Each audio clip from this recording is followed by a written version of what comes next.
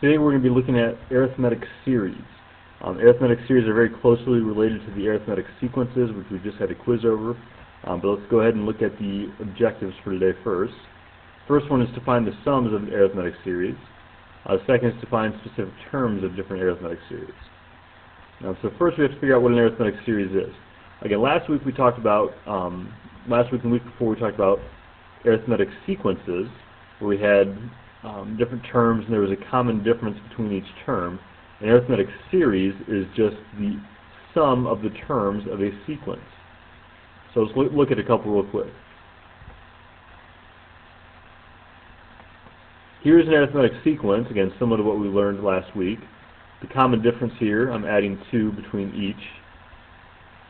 There's a sequence. Down here is the series where I am adding each term of the sequence. So my terms are 3, 5, 7, 9. Again, adding 2. So my series is adding 3 plus 5 plus 7 plus 9.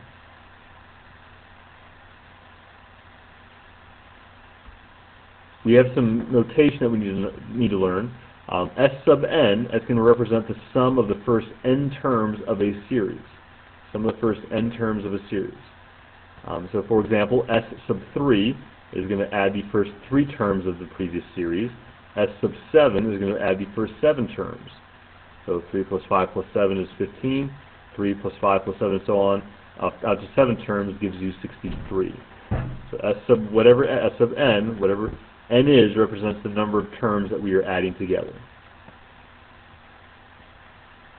When you get into some bigger numbers, again, even S sub 7 is not super convenient just to list all the terms and to find their sums. So let's develop a formula for this. So I'm going to write S sub 7 in 2 different orders. I'm going to write from smallest to greatest and from greatest to smallest. So S sub 7 from smallest to greatest, again, out of 7 terms. 3 down here, 15 out here. From greatest to smallest, 15 here, down to 3. Writing them in 2 different terms and going ahead and adding them together, I get 2 times S sub 7 equals 3 and 15 is 18.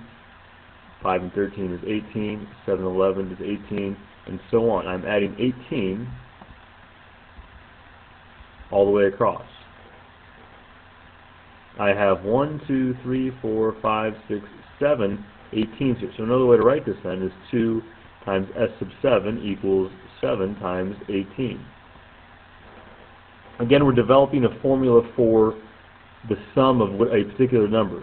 So we want to get S sub 7 by itself, so then I would divide each side by 2. And I get S sub 7 equals 7 times 18 all over 2. Now let's look at this in terms of S sub n, or in our case it was S sub 7. So here is our formula. It was S sub 7 equals 7 times 18 all over 2. Again, we went out to, looking at this slide right here, we went 1, 2, 3, 4, 5, 6, 7. So the 7 represents the number of terms in the series.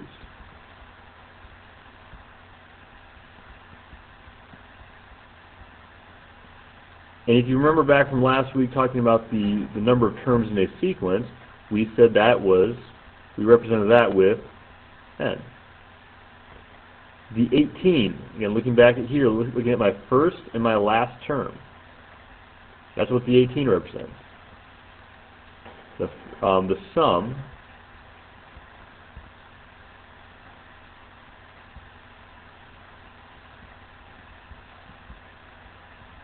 the first and the last terms. And again from last week, we represent the first term with a sub 1. We represent the last term as a sub n. So keeping this in mind, we can now look at our formula this way. S sub n equals n divided by 2 all times a sub 1 plus a sub n. And again, I'll rewrite what these mean. N is the number of terms. A sub 1 is still the first term. A sub n is the last term. Memorize this formula, please.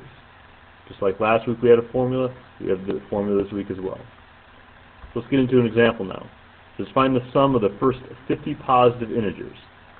Find the sum of the first 50 positive integers. So the first positive integer is 1. So a sub 1 is 1. The number of terms, we're talking about 50 positive integers here. N is 50. Then a sub n, that's the last term. Or that's the same as a sub 50, which is also 50. There's my three different unknowns, so I can find, here I'll rewrite the formula up here, s sub n equals n divided by 2, all times a sub 1 plus a sub n. So in this case, again, we're looking for the sum of the 50th terms. So sum of the 50 terms equals n, 50, divided by 2, all times 1 plus 50. 50 divided by 2 is 25. 25, 1 plus 50 is 51. 25 times 51, s sub 50, the sum of the first 50 positive integers is going to end up being 1275. Let's look at another example. Find the sum of the first 60 terms in which a sub 1 is 15 and the common difference is 80. So now this is a little different. So let's list what we know first. And I'll rewrite the formula for us. S sub n equals n divided by 2, all times a sub 1 plus a sub n. We have a sub 1. Good, that's 15. We have n, that's the number of terms we're looking for. The number of terms we're looking for is 60. We need a sub n. We don't know what that is. So now this is where we're going to get into combining last week's sequence stuff and this week's series stuff. We have a formula from last week to find a sub n. We all know this. Again, we just had the quiz over it. A sub n equals a sub 1 plus n minus 1 all times d, the common difference. The problem gives us the difference. So if I plug it again, I'm looking for a sub 60 here, equals a sub 1, 15, plus n minus 1, n is 60, minus 1, all times the common difference, 80. 60 minus 1 is 59, so a sub 60 equals 15, plus 59 times 80. 59 times 80 is 4720. Sorry, that needs to be a plus sign. So a sub 60, the 60th term here, 15 plus 4720 is 4735. So now this a sub 60, a sub n, this directly applies to this right here. So 4735 is my last term. Now plug it into today's series formula. S sub n, or S sub 60, equals an n, 60, divided by 2, all times a sub 1, 15, plus a sub n, 4735. 60 divided by 2 is 30. S sub 60 equals 30. 15 and 4735 is 4750.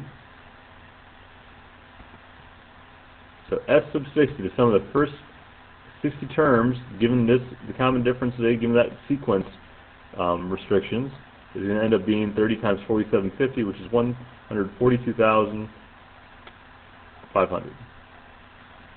So again, combining both last week's formula, the sequence formula, and this week's series formula in the same problem helps us find our answer.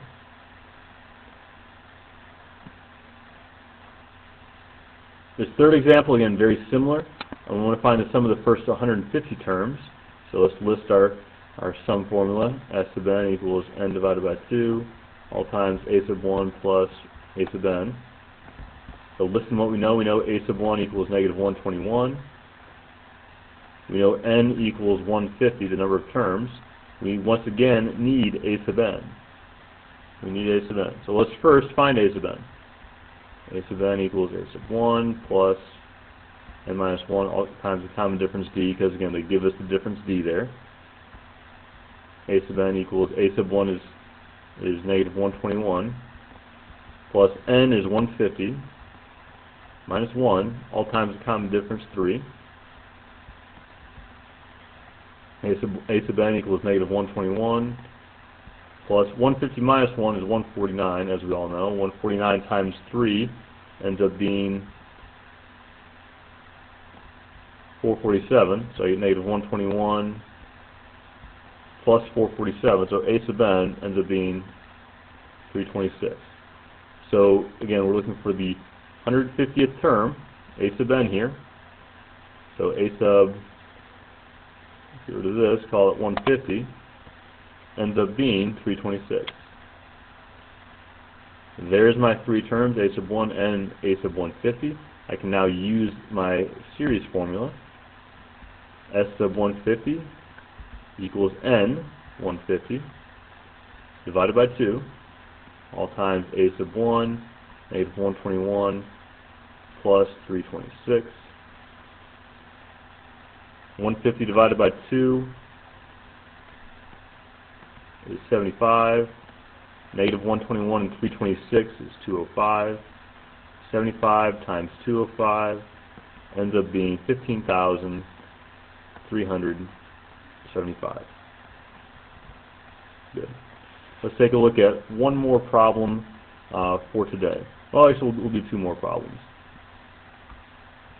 4 says find the first three terms of an arithmetic arithmetic series in which they give you the first, they give you the last, and they give you the sum.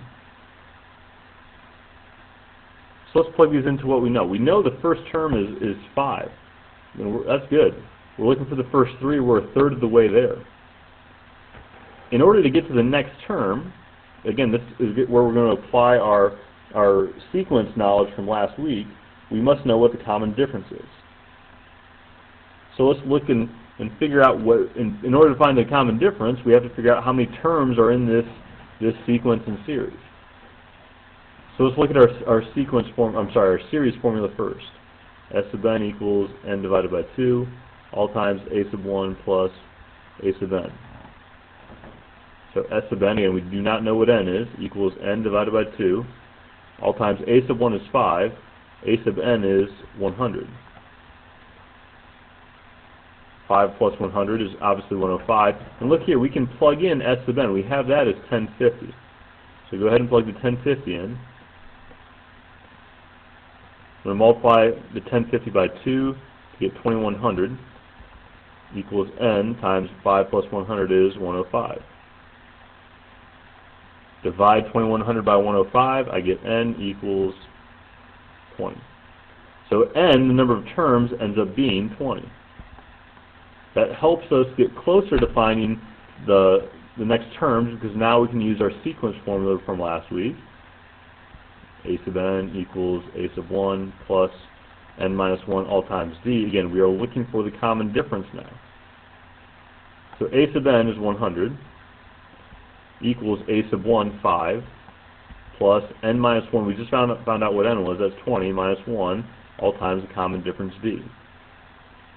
Subtract 5, combine my like terms here, I get 95 equals 19d, divide by 19, I get d equals 5. Once I know that d is 5, my common difference is 5, I can figure out my next term. So this is find the first three terms of the series. The first one is 5, the second term is going to be 10, the third term is going to be 15. And I wrote it in series form because that's what it was asking. Good. One last example. This last problem says the clock strikes once when its hour hand is at 1, twice when it is at 2, and so on. How many times does the clock strike in 6 hours? Let's think about this in terms of our formula. Here's our formula one last time. S sub n equals n divided by 2, all times A sub 1 plus A sub n. So n, we're talking about, that's the number of terms, that's going to be 6. That's 6 hours. A sub 1, that's going to be 1 o'clock. A sub n, that's going to be 6, or 6 o'clock. So let's plug this all in now. S sub n, S sub 6, we're talking about 6 hours here, equals 6 divided by 2, all times A sub 1, 1, plus A sub n, 6. 6 divided by 2, S sub 6 ends up being 3. 6 plus 1 is 7. 3 times 7, S sub 6 equals 21. So how many times does the clock strike in 6 hours? 21 times. We'll pick up right here on the next video lesson dealing with the material for Friday. So make sure you watch that. It'll be posted up on Blackboard.